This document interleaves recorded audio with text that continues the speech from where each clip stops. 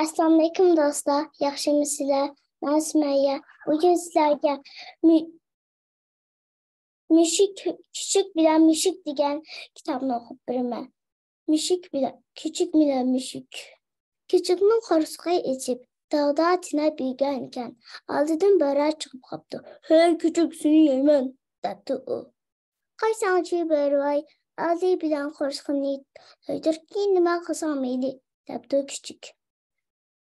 "Bo'ldi, kendimdim mo", debdi bo'ri va kichikni ergashtirib mopti. İkisi minib kala partisiga duch kelishibdi.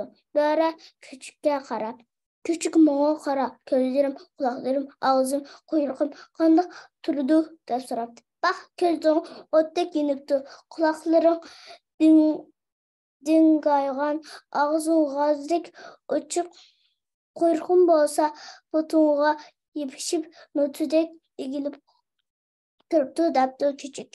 "Mana qarab tur", debdi bo'ri va o'tayotgan mo'zaga itilibdi. Birdamda bo'ynidan bo'g'ib o'ltiribdi. Shundoq qilib ham bo'rining, ham kichikning qo'rsqi to'yibdi. "Endi to'ydim, seni yemayman. Keta", debdi. Ketib qopti bo'ri. Kichik qolgan go'shtni 3 kun yopdi. Oxiri zerikib, o'ynag'isi kelib, aylanib kelishga mopti. Yo'lda bir och mushuk ko'ribdi. "Hey mushuk, seni yeyman", debdi kichik. "Qaysanchi, oldi bilan qo'rsqimni to'ydir, unda meni ye", debdi mushuk. Unga javoban, "Bo'ldi amsi, kendimdan mang", debdi kichik va o'zi yo'l boshlabdi. Ular tugunlar o'tlab yurgan joyimga kelib qopti. "Menga qara mushuk, ko'zlarim, quloqlarim, og'zim va quyrug'im qandoq ekan?" deb so'rabdi kichik.